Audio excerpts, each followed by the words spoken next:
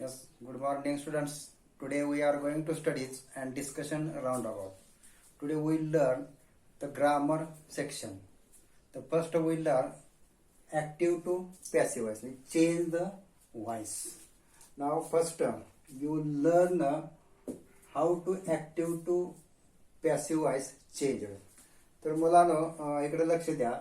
Active voice passive voice या वाक्याचं रूपांतर ऍक्टिव्हचं passive voice मध्ये कसं केलं जातं तर त्यासाठी सुरुवातीला व्हर्ब जे असतात हेल्पिंग व्हर्ब आहेत, मेन व्हर्ब आहेत, याचं ऍक्टिव्हचं पॅसिव्ह व्हॉइस मध्ये रूपांतर कसं केलं जातं याचा चार्ट हा तुमच्या पुढं बघा दाखवला गेलेला आहे. लक्ष द्या या ठिकाणी. Active voice to passive voice यामध्ये simple tense, continuous tense, perfect tense and auxiliary verb. तर सिंपल टेन्स मध्ये जे मेन व्हर्ब आहेत या मेन व्हर्बचं पॅसिव्ह व्हॉइस मध्ये करताना कसं कन्वर्ट होतं ते यामध्ये दिलेलं आहे. तर यामध्ये सिंपल टेन्स मध्ये प्ले आणि प्लेज याचं रूपांतर पॅसिव्ह व्हॉइस मध्ये टू बीचं रूप म्हणजे हेल्पिंग व्हर्ब अधिक मेन व्हर्ब म्हणजे इज प्लेड किंवा आर प्लेड असं होत असतं. तसंच सिंपल पास्ट टेन्स मध्ये प्लेड असते. या प्लेडचं वॉज किंवा वेअर प्लेड असं होत असतं. म्हणजेच सिंपल टेन्स मध्ये ही प्लेज, सी प्लेज किंवा I play, we play, you play याचं जेव्हा पॅसिव्ह व्हॉइस मध्ये कन्वर्ट होतं त्यावेळी इज प्लेड आणि आर प्लेड असं रूपांतर पॅसिव्ह व्हॉइस मध्ये होत असतं. तसंच पास्ट टेन्स मध्ये प्लेड वॉज किंवा वेअर असते, वॉज किंवा वेअर असते, त्याचं भूतकाळातलं रूप हे काय होतं पॅसिव्ह व्हॉइस मध्ये बदल होत असतं. ते प्लेड हे साधा भूतकाळ आहे, त्याचं पॅसिव्ह व्हॉइस मध्ये वॉज किंवा वेअर प्लेड असं त्याचं रूपांतर होत असतं. त्यानंतर फ्युचर टेन्स मध्ये सिंपल फ्युचर टेन्स मध्ये शाल, आय शाल, वी शाल, ही सी, ही होईल, सी होईल किंवा दे होईल, यू होईल, प्ले याचं कन्व्हर्शन पॅसिव्ह व्हॉइस मध्ये shall be, will be, played हे बदल यामध्ये होत असतो. तसंच कंटिन्युअस टेन्स तर यामध्ये अपूर्ण काळ आहे. अपूर्ण काळ म्हणजे यामध्ये present continuous tense, past continuous tense and future continuous tense याचं रूपांतर पॅसिव्ह व्हॉइस मध्ये करताना इज प्लेइंग, आर प्लेइंग याचं इज किंवा आर बिईंग प्लेड असं रूपांतर होत असतं.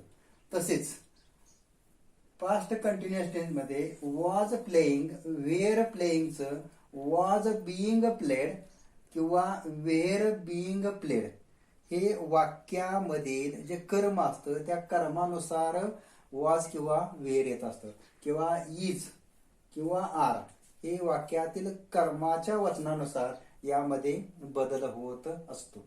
तसंच परफेक्ट टेन्स आहे.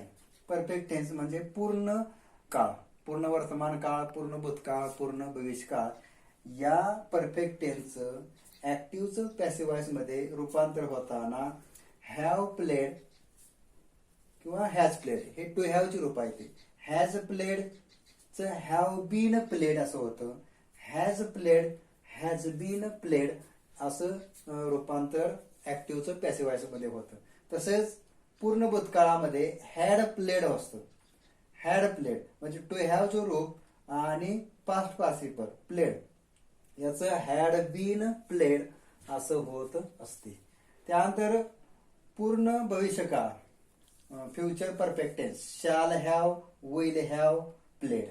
शॅल हॅवचं पॅसिव्ह व्हॉइस मध्ये shall have been played and will have प्लेडचं विल हॅव बीन प्लेड असं ऍक्टिव्हचं पॅसिव्ह व्हॉइस मध्ये रूपांतर होत असतं. त्याचबरोबर ऑक्झिलरी व्हर्ब्स आहेत. ऑक्झिलरी व्हर्ब मध्ये कॅन आहेत. कॅन ऑक्झिलरी व्हर्ब आहे, कुड ऑक्झिलरी व्हर्ब आहे, शुड आहे, वुड आहे आणि मस्ट आहे. तर हे जे सहाय्यकारी क्रियापद आहेत, हे सहाय्यकारी क्रियापद जेव्हा ऍक्टिव्ह वॉइस मध्ये येतात तेव्हा त्याचं पॅसिव्ह वॉइस मध्ये रूपांतर करताना कॅनचं कॅन बी होतं, कुडचं could be, शुडचं should be, वुडचं would be आणि मस्टचं मस्ट बी. जेव्हा हे can be, could be, should be लिहितो तेव्हा क्रियापदामध्ये ऍक्टिव्हचं पॅसिव्ह वॉइस करताना वरचं पुन्हा काय होतं, पास्ट पार्टिसिपल होत असतं. आता कॅन प्लेचं कॅन बी प्लेड असं होत असतं. तसंच शुड प्लेचं शुड बी प्लेड असं रूपांतर पॅसिव्ह वॉइस मध्ये होत असतं. तर हे क्रियापदाचा बदल जे आहेत ऍक्टिव्हचं पॅसिव्ह वॉइस मध्ये, यामध्ये सिंपल टेन्सचे परफेक्ट टेन्स पर्यंत जे क्रियापदाचा बदल असतो तो हा जो चार्ट दिलाय या चार्ट नुसार बदल होत असतो. आता आपण चेंज द व्हॉइस, ऍक्टिव्हचं पॅसिव्ह वॉइस वाक्यामध्ये रूपांतर कसं होतं ते आपण याच्यानंतर पाहूया. बघा आता यानंतर चेंज द व्हॉइस वाक्य ऍक्टिव्ह व्हॉइसचं पॅसिव्ह व्हॉइस कसं रूपांतर होतं ते बघा. तर सुरुवातीला सब्जेक्ट जो असतो, सब्जेक्टचं जेव्हा हा सब्जेक्ट पॅसिव्ह व्हॉइस मध्ये शेवटी जात असतो तेव्हा आयचं रूपांतर हे मी मध्ये होतं, वीचं अस मध्ये रूपांतर होतं, देचं देम मध्ये रूपांतर होतं, हीचं हिम आणि सीचं हर मध्ये रूपांतर होत असतं. तर आपण आता ऍक्टिव्हचं पॅसिव्ह व्हॉइस हे कसा बदल होतो या ठिकाणी बघा, लक्ष द्या. ऍक्टिव्ह व्हॉइस बघा, सुरुवातीला सब्जेक्ट, वाक्याची रचना सब्जेक्ट, व्हर्ब, ऑब्जेक्ट आणि कॉम्प्लिमेंट. आता हे कॉम्प्लिमेंट आणि ऑब्जेक्ट या दोन्हीच्या मध्ये काय केलंय, ऑब्लिक चिन्ह दिले. म्हणजे सर्वच वाक्यामध्ये कॉम्प्लिमेंट असतं असं नाही. काही वाक्यात कॉम्प्लिमेंट असतं, असेल तर घ्यायचं, नसेल तर घ्यायचं नाही. ठराविक वाक्यामध्ये असतं, ठराविक वाक्यामध्ये नसतं. म्हणून महत्वाचं वाक्य सब्जेक्ट, क्रियापद, ही सब्जेक्ट, व्हर्ब आणि ऑब्जेक्ट हे तीन महत्वाचं आहेत आणि कॉम्प्लिमेंट असे किंवा नसेल. तर यामध्ये ऍक्टिव्ह व्हॉइस मध्ये subject plus main verb plus object oblique complement. सब्जेक्टला कर्ता म्हटलं जातं, व्हर्बला क्रियापद आणि ऑब्जेक्टला कर्म आणि कॉम्प्लिमेंटला पूरक घटक. तर या ऍक्टिव्ह व्हॉइसचं पॅसिव्ह व्हॉइस मध्ये रूपांतर करताना सुरुवातीला ऑब्जेक्ट घेतलं जातं. बघा इथं सब्जेक्ट आहे, व्हर्ब आहे, ऑब्जेक्ट आहे आणि कॉम्प्लिमेंट आहे. तर जेव्हा ऍक्टिव्हचं पॅसिव्ह व्हॉइस करतो तेव्हा ऑब्जेक्ट सुरुवातीला घ्यायचं. ते ऑब्जेक्ट एक वचनी आहे का अनेक वचनी आहे ते बघायचं. ऑब्जेक्ट कोणत्या वचनामध्ये आहे बघायचं, एक वचन आहे का अनेक वचन आहे. त्यानंतर इथं मेन व्हर्ब आहे, इथं हेल्पिंग व्हर्ब, टू बीचं रूप, टू हॅवचं रूप, सहाय्यकारी रूप, सब्जेक्ट आणि मेन व्हर्ब या दोन्हीच्या मध्ये नाही. जेव्हा मेन व्हर्ब आणि सब्जेक्ट या दोन्हीच्या मध्ये हेल्पिंग व्हर्ब नसेल तेव्हा इथं हेल्पिंग व्हर्ब वाक्याच्या काळवचनानुसार, बघा इथं व्हर्ब कोणत्या काळात आहे बघायचं. या व्हर्ब याच्या काळानुसार ऑब्जेक्ट नंतर हेल्पिंग व्हर्ब, भूतकाळ असेल तर वॉज वेअर, वर्तमान काळ असेल तर एम इज आर यापैकी एक हेल्पिंग व्हर्ब या ठिकाणी येतं.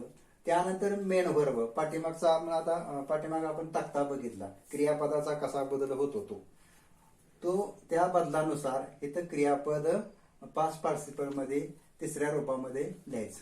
तर यामध्ये ऑब्जेक्ट सुरुवातीला घ्यायचं, त्यानंतर हेल्पिंग व्हर्ब वाक्याच्या क्रियापदाच्या काळानुसार घ्यायचं, टू बीच रूप am is are was were काय येतंय ते. त्यानंतर मेन व्हर्ब पी पी म्हणजे तिसऱ्या रूपातलं क्रियापद घ्यायचं. त्यानंतर कॉम्प्लिमेंट घ्यायचं, वाक्यामध्ये पूरक घटक असेल तर पूरक घटक घ्या, नसेल तर घ्यायचा नाही. नंतर बाय सब्जेक्ट. आता या ठिकाणी सुरुवातीला सब्जेक्ट असतो. फॉर एक्झाम्पल इथं सब्जेक्ट आय आहे, तर याचं जेव्हा पॅसिव्ह व्हॉइस मध्ये शेवटी येतं त्यावेळी ते बाय नंतर काय येतं, आयचं मी होतं, इथं काय येतं, मी येतं. फॉर एक्झाम्पल इथं एक वाक्य दिलंय बघा, सब्जेक्ट काय दिलंय आपल्याला, दे दिलाय. त्यानंतर मेन व्हर्ब काय आहे, किल्ड आहे. ऑब्जेक्ट काय आहे, ऑल रॅबिट्स आहेत. आणि कॉम्प्लिमेंट काय, यस्टरडे आहे. तर हे जे ऍक्टिव्ह व्हॉइसचं वाक्य आहे त्याचं पॅसिवाइज करताना ऑब्जेक्ट सुरुवातीला घेतलंय बघा. हे ऑब्जेक्ट इथं घेतलंय. तर ऑब्जेक्ट काय आहे? All rabbit's. इथं ऑल रॅबिट्स आलं. त्यानंतर काय घेतलंय? ऑल रॅबिट्स नंतर हेल्पिंग व्हर्ब वेर घेतले. ऑल रॅबिट्स हे काय? अनेक वचन आहे, म्हणजे सर्व ससे. सर्व ससे म्हणजे दे किल्ड ऑल रॅबिट्स येस्टरडे, म्हणजे त्याने सर्व ससे काल काय केले? मारले गेले. हे मारले गेले सर्व ससे हे काय आहेत? अनेक वचन आहे, म्हणजे इथं ऑल रॅबिट्स आलं. ऑल रॅबिट्स नंतर इथं किल्ड हे भूतकाळ आहे, वाक्य भूतकाळ आहे. म्हणून ह्या किल्ड भूतकाळ आल्यामुळं या दोन्हीच्या मध्ये ऑब्जेक्ट आणि क्रियापद या दोन्हीच्या मध्ये काय आलं? अनेक वचने भूतकाळातलं वेर हे हेल्पिंग व्हर्ब आलं. त्यानंतर पुढं कॉम्प्लिमेंट घ्यायचं. येस्टरडे इथं बघा काय घेतलंय? कॉम्प्लिमेंट. कॉम्प्लिमेंट घेतलं येस्टरडे. आणि त्यानंतर बाय आणि सब्जेक्ट. सब्जेक्ट काय आला इथं? देम आला. इथं सुरुवातीला काय आहे? दे. देचं काय झालं? देम. बघा repeat again. They killed all rabbits yesterday. Subject they आहे, व्हर्ब किल्ड आहे, ऑब्जेक्ट ऑल रॅबिट्स आहे आणि कॉम्प्लिमेंट येस्टरडे आहे. सुरुवातीला ऑब्जेक्ट घ्यायचं, ऑब्जेक्ट ऑल रॅबिट्स. त्यानंतर काय घेतलंय? Helping verb. हेल्पिंग व्हर्ब हे अनेक वचन असल्यामुळं आणि भूतकाळ आहे त्यामुळं काय घ्यायचं? वेर घ्यायचं. इथं फक्त रॅबिटच असतं तर वॉज आला असतं. ऑल रॅबिट्स आहे म्हणून वेर आलं. नंतर काय? मेन व्हर्ब पीपी दिले, मग तिसरं रूप दिले. तिसरं रूप किल्डचं काय? किल्डच. Were killed. त्यानंतर कॉम्प्लिमेंट घेतलंय. कॉम्प्लिमेंट वाक्यामध्ये काय? येस्टरडे. येस्टरडे घ्यायचं. नंतर बाय घ्या आणि बाय नंतर देचं द्वितीय रूप काय होतं? देम होत. बाय देम असं वाक्य येतं. त्यानंतर दुसरा जो प्रकार आहे यामध्ये कंटिन्युअस टेन्सचा. यामध्ये कंटिन्युअस टेन्स बघा. सब्जेक्ट प्लस हेल्पिंग व्हर्ब म्हणजे टू बीचं रूप प्लस व्हर्बला आयएनजी प्लस ऑब्जेक्ट आणि ऑब्लिक कॉम्प्लिमेंट. म्हणजे इथं करता आहे, टू बीचं रूप आहे, am is are was were कोणतंही टू बीचं रूप येतं. नंतर व्हर्ब येतं, व्हर्बला आयएनजी रूप येतं आणि त्यानंतर ऑब्जेक्ट कर्म येतं आणि पुढं कॉम्प्लिमेंट येतं, पूरक घटक. फॉर एक्झाम्पल या ऍक्टिव्हायचं पॅसिव्हाइज कसं झालंय? ऍक्टिव्हायचं पॅसिव्ह सुरुवातीला ऑब्जेक्ट घ्यायचं, ऑब्जेक्ट नंतर टू बीचं रूप. टू बीचं रूप आता ह्या ऑब्जेक्टच्या वचनानुसार घ्यायचं. फॉर एक्झाम्पल इथं टू बीचं रूप इज आहे आणि इथं ऑब्जेक्ट जर अनेक वचन असेल तर इजचं काय होतं? आर होतं. जर एकच वचन ऑब्जेक्ट असेल तर इज आहे तसंच इज येऊ शकतं. परंतु इथं टू बीचं रूप इज आहे आणि ऑब्जेक्ट जेव्हा सुरुवातीला येतं तेव्हा ते अनेक वचन असेल तर इथं आर टू बीचं रूप येतं. जर एकच वचन असेल तर इज येतं. फॉर एक्झाम्पल इथं टू बीचं रूप वॉज आहे आणि इथं ऑब्जेक्ट जर अनेक वचन असेल तर या ठिकाणी वेर येतं. एक वचन असेल तर वॉज येतं, ते लक्षात ठेवायचं. ऑब्जेक्ट घ्यायचं, ऑब्जेक्ट नंतर टू बीचं रूप, टू बीच्या रूपानंतर बिईंग येतं. जेव्हा मूळ वाक्यामध्ये टू बीचं रूप असतं आणि टू बीच्या रूपानंतर आयएनजी क्रियापद असतं तेव्हा या ठिकाणी ऍक्टिव्हचं पॅसिव्हाइज करताना टू बीचं रूप आणि त्यानंतर बिईंग घेतलं जातं आणि बिईंग नंतर क्रियापदाचं तिसरं रूप घ्यायचं. बिईंग नंतर क्रियापदाचं तिसरं रूप आणि त्यानंतर कॉम्प्लिमेंट आणि कॉम्प्लिमेंट पुढं बाय सब्जेक्ट. फॉर एक्झाम्पल वाक्य बघा दिलंय. ही इज प्लेइंग, ही करता, इज टू बीचं रूप, प्लेइंग क्रियापद आहे आयएनजी म्हणजे कंटिन्युअस टेन्स आहे आणि पियानो कर्म आणि टुडे काय आहे? कॉम्प्लिमेंट आहे. तर या वाक्याचं ऍक्टिव्हचं पॅसिव्हाइज करताना ही सब्जेक्ट आहे, इज आहे टू बीचं रूप, प्लेइंग व्हर्ब आणि पियानो हे काय आहे? ऑब्जेक्ट आहे. तर ऑब्जेक्ट काय करायचं? सुरुवातीला घ्यायचं. इथं घेतलंय ऑब्जेक्ट सुरुवातीला. त्यानंतर टू बीचं रूप इज, पियानो ही एकच आहे म्हणून टू बीचं रूप काय आलं? इजच आलं, वर आहे तसंच येत. नंतर वरच्या वाक्यामध्ये टू बीचं रूप आहे, व्हर्बला आयएनजी आहे म्हणून ऑब्जेक्ट नंतर टू बीचं रूप आणि त्यानंतर बिईंग हे घेतलं जातं आणि बिईंग नंतर क्रियापदाचं तिसरं रूप. क्रियापदाचं काय घेतलंय ते स्वरूप घेतलंय आणि त्यानंतर टुडे कॉम्प्लिमेंट घेतलं. इथं टुडे आहे बघा, ते टुडे कॉम्प्लिमेंट घ्यायचं आणि नंतर बाय हिम. आता हिम कसं आलं, हीच शेवटी आलं काय होतं, हिम होतं. म्हणजे कसं आलं, सुरुवातीला ऑब्जेक्ट पियानो, नंतर टू बीचं रूप इज, नंतर बिईंग घ्या, बिईंग नंतर व्हर्बचं पास्ट पार्टिसिपल प्लेड, प्लेड नंतर कॉम्प्लिमेंट काय आहे टुडे आणि बाय हिम. हे असं वाक्य कंटिन्युअस टेन्सचं येऊ शकतं. त्यानंतर तिसरा प्रकार बघा, प्रेझेंट परफेक्ट टेन्स मधला. प्रेझेंट परफेक्ट, पास्ट परफेक्ट किंवा फ्युचर परफेक्ट यामध्ये बदल होतो. यामध्ये ऍक्टिव्हायचं वाक्य बघा, सब्जेक्ट प्लस टू हॅव स्वरूप म्हणजे हॅव, हॅज आणि हॅड, प्लस व्हर्बचं पीपी तिसरं रूप, प्लस ऑब्जेक्ट ऑब्लिक कॉम्प्लिमेंट. करता असतो, टू हॅव स्वरूप असतंय, नंतर क्रियापद असतंय तिसऱ्या रूपामधलं, नंतर ऑब्जेक्ट कर्म असतं आणि नंतर पूरक घटक असतो. त्याचं रूपांतर करताना पॅसिव्ह वॉइस मध्ये ऑब्जेक्ट सुरुवातीला असेल ते घ्यायचं, ऑब्जेक्टच्या काळवचनानुसार टू हॅव स्वरूप घ्यायचं. मग हॅव येतं, हॅज येतं का हॅड येतं. जर भूतकाळातलं वाक्य असेल तर हॅड येतं, वर्तमान काळामध्ये असेल तर हॅव किंवा हॅज येतं. आता यामध्ये ही, सी, इट याला हॅज येतं, I have, we have, they have, you have असं येऊ शकतं आणि ही, सी, इटला फक्त हॅज येतं. आणि हॅड हे I, you, he, she, it, they या सर्वांनाच हॅड भूतकाळामध्ये येत असतं.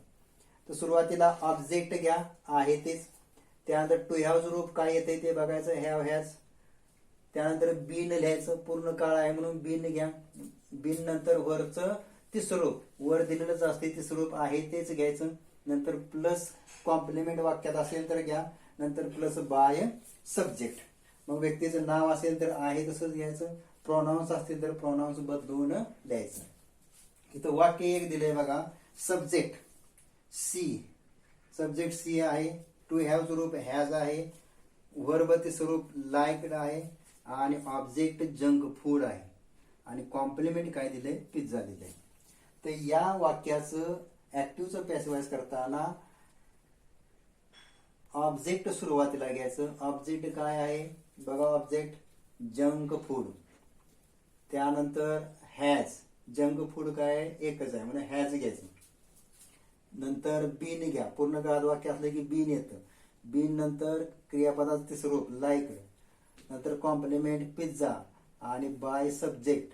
इथं काय आहे, सब्जेक्ट सी आहे, त्याचं काय होणार बाय हर असं होत असतं.